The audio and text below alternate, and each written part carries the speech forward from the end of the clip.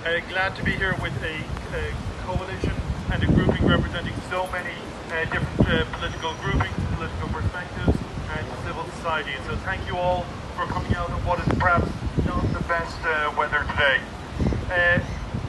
We are meeting today at Spanish Parade by Spanish Arch on the spring tide. It's low tide at the moment.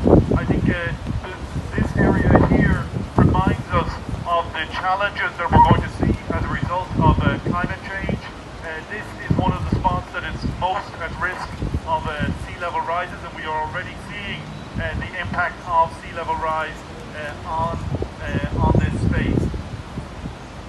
When we were planning this event, and when somebody asked me, why are we using climate justice as a framing? What do we mean by climate justice? And to me it means three things that must be at the core of our response to climate change. One, we must have international solidarity. We must see the countries and people around the world who are bearing the brunt of climate change, but who are not themselves being the ones who have caused the climate change. We must see greater commitments by the richer countries to increase the funds they are providing to assist the poorer countries, the less economically developed countries, to respond to the challenges they are already facing. The second way in which we see climate justice at the core of what we are doing is must be focused on issues of intergenerational justice. As various speakers have pointed out, comparing events at COP26 to previous meetings, no longer are people talking about the generations to come. The generations not yet born will bear the brunt of climate change. That is true, but we are already seeing young activists who are at the fore of pointing out that they are the people who will bear the brunt of climate change.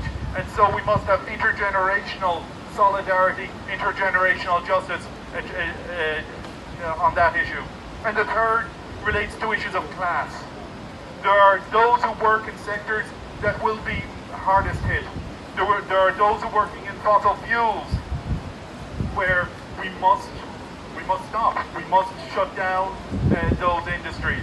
And we must ensure that it is not the frontline workers in those areas that bear the brunt. We must have a just transition. We must have funding for training. We must find new opportunities for jobs to transition people to areas that are carbon neutral and that are sustainable as we look towards the future. To coin or to pull up an old phrase, from each as they can, to each as they require. The need of different people, of different sectors will be different, and those who are in a position to assist, those who are in a position to act, must do so. One of the things that has been most disappointing, looking at our government's response, often in relation to COVID over the last year, but in relation to climate change, has been the extent to which they have pointed to essentially a laissez-faire attitude, pointing to individual action and where we must see where they are putting the responsibility. Of course we must act as individuals, but we need systemic action. We need the government to take action. We need the government to enforce the sorts of actions, to fund the sorts of actions that are required to get the changes we need. We cannot risk being left with free riders skimming off the work that the people who are here who are, not the people I need to call on to act on this issue. We need government and systemic action. There are many reasons to be pessimistic. When we look at flooding, when we look at wildfires, the world is burning, and yet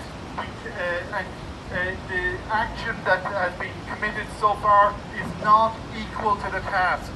We are seeing, as was mentioned, our government committing to a global agreement on methane emissions, and then coming home and saying, well, actually, but not for us. We need action that is equal to the moment. And yet we can't act in politics, we can't act in civil society without optimism. without hope. And where I look for hope, where I see hope, is in the people here in front of me, is in the activists in Glasgow, is in the youth activists from around the world who are pushing to keep this on the front pages, keep the issue of climate change not as something that comes up at a major climate summit every few years, but instead is something that is to the front of politicians and society and industrial concerns on a day-by-day basis. So thank you for being here, and let's continue pushing for the systemic change